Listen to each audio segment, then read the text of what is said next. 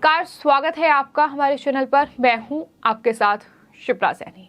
दिल्ली शराब घोटाले में फंसे विजय नायर और अभिषेक बोयनपल्ली की मुश्किलें बढ़ गई हैं। अब सीबीआई के बाद उन दोनों को ईडी ने भी अरेस्ट कर लिया है, तो ऐसे में साथ ही साथ मनीष सिसोदिया की मुश्किलें भी बढ़ सकती हैं। जिस तरह से शराब घोटाले में केंद्रीय जांच एजेंसियों का एक्शन लगातार जारी है। आपको ये बता दें कि राजधानी दिल्ली में लगातार शराब घोटालों में गिरफ्तारियों का दौर जारी है। जिस तरह से एक के बाद एक गिरफ्तारियां हो रही हैं और अब सीबीआई ने जिन दो आरोपियों को गिरफ्तार किया था, विजय नायर और साथ ही कारोबारी अभिषेक बोयनपल्ली, अब उन्हें ईडी ने भी हिरासत में ले लिया है। ईडी ने अब उन्हें गिरफ्तार कर लिया है और जाहिर तौर पर इन दोनों आरोपियों की मुश्किलें बढ़ गई हैं। लेकिन इसी के साथ साथ दिल्ली के डिप्टी सीएम और आबकारी मंत्री मनीष सिसोदिया की मुश्किलें भी बढ़ सकती हैं, चूंकि लगातार केंद्रीय जांच एजेंसी इस पूरे मामले में जो एक्शन ले रही है उसका मकसद यही है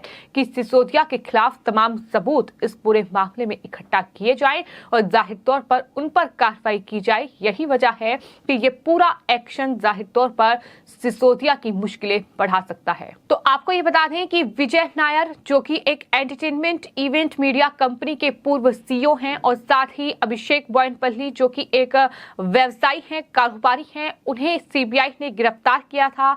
ये दोनों न्यायिक हिरासत में चल रहे हैं। आज इनकी जमानत पर सुनवाई होनी है, लेकिन इससे पहले ही ईडी ने उन्हें गिरफ्तार कर लिया है। दिल्ली के जो आबकारी घोटाला दिल्ली में हुआ है, उस मामले में दिल्ली के डिप्टी सीएम मनीष सिसोदिया भी आरोपी हैं। सीबीआई और ईडी दोनों एजेंसियों ने इस मामले में दिल्ली के जो डिप्टी सीएम हैं मनीष सिसोदिया, उनके आवास और दफ्तरों पर भी छापेमारी की थी। यहां तक कि सीबीआई ने उनके लॉकर को भी खंगाला था। तो इस तरह की कार्रवाई हम इस पूरे शराब घोटाले में देख चुके हैं। 17 अगस्त को सीबीआई ने इस पूरे मामले में केस दर्ज किया और इसके बाद सबसे पहले जो शराब कारोबारी हैं समीर महेंद्रू, उनकी गिरफ्तारी इस पूरे शराब घोटाले में हुई और उसके बाद सीबीआई ने जो है वो आम आदमी पार्टी के कार्यकर्ता विजय नायर और साथ ही अभिषेक बोयनपल्ली को गिरफ्तार किया था। यानी ये दो बड़ी गिरफ्तारियां हुई थी। विजय नायर न सिर्फ एक एंटरटेनमेंट इवेंट मीडिया कंपनी के पूर्व सीईओ हैं, बल्कि आम आदमी पार्टी के कार्यकर्ता भी हैं। उनकी गिरफ्तारी हुई थी, जिसके बाद काफी सियासी भूचाल राजधानी दिल्ली में देखने को मिला था। आम आदमी पार्टी के तमाम नेताओं ने विजय नायर की गिरफ्तारी का विरोध जाहिर किया था और इस तरह से वो तब से गिरफ्तार हैं, सीबीआई की हिरासत में हैं। लेकिन अब ईडीआई ने भी उन्हें इस पूरे मामले में गिरफ्तार कर लिया है। तो जाहिर तौर पर सीबीआई ने उन्हें 27 सितंबर को गिरफ्तार किया था। नायर इस मामले में गिरफ्तार होने वाले पहले आरोपी थे। इस मामले में दिल्ली के डिप्टी सीएम मनीष सिसोदिया भी आरोपी हैं और दिल्ली की राउंड एवेन्यू अदालत में आज विजय नायर की जमानत पर फैसला सुनाया जाना है। लेकिन इससे पहले ही ईडी ने भी उन्हें हिरासत में ले लिया है। तो जाहिर तौर पर मुश्किलें लगातार इस पूरे मामले में बढ़ रही हैं। दिल्ली में शराब घोटाला, जिसमें मनीष सिसोदिया पर गिरफ्तारी की तलवार लटकी हुई है। हालांकि आम आदमी पार्टी हर रोज प्रेस कॉन्फ्रेंस करके ये दावा करती है कि आज सिसोदिया को गिरफ्तार कर लिया जाएगा। इस तरह से केंद्रीय जांच एजेंसियों का दुरुपयोग हो रहा है। लेकिन जिस तरह से ये पूरा घोटाला सामने आया, नई आबकारी नीति बनाई गई और इसके जरिए किस तरह से जो है शराब के टेंडर बांटे गए, हम अपने करीबियों को ये जो है शराब के टेंडर मनीष सिसोदिया ने दिए, उसमें तमाम कारोबारी शामिल हैं, तमाम जो कंपनी के मालिक हैं वो शामिल हैं। और इस पूरी एफआईआर में कुल 15 नाम थे जो सीबीआई ने एफआईआर दर्ज की थी और उसमें जो सबसे मुख्य आरोपी है वो है दिल्ली के डिप्टी सीएम मनीष सिसोदिया। यही वजह है कि लगातार उन पर गिरफ्तारी की तलवार लटकी हुई है। तो इस मामले में अब ईडी ने आम आदमी पार्टी के कार्यकर्ता और entertainment event company only much louder के पूर्व सीईओ विजय नायर और कारोबारी अभिषेक बोयनपल्ली को गिरफ्तार किया है। आपको ये बता दें कि विजय नायर साल 2014 से आम आदमी पार्टी से जुड़े हुए हैं, पार्टी के लिए फंड रेजिंग का वो काम करते हैं। नायर पर आम आदमी पार्टी के मीडिया एंड कम्युनिकेशन स्ट्रेटेजी की भी जिम्मेदारी थी। विजय नायर आम आदमी पार्टी के तमाम बड़े लीडर और मनीष सिसोदिया के बेहद करीबियों में से एक थे और उनकी गिरफ्तारी हुई है तो जाहिर तौर पर मकसद साफ है कि इस पूरे मामले में उनका भी कनेक्शन है, क्योंकि वो जिस तरह से मीडिया एंड कम्युनिकेशन स्ट्रेटेजी की जिम्मेदारी उनकी थी, इस तरह से पार्टी के लिए फंड रेजिंग का भी वो काम करते थे, तो जाहिर तौर पर उन पर शिकंजा कसना मतलब कहीं ना कहीं मनीष सिसोदिया के बारे में कुछ जानकारियां इकट्ठी हो सकती हैं। एजेंसी कुछ खंगाल रही है।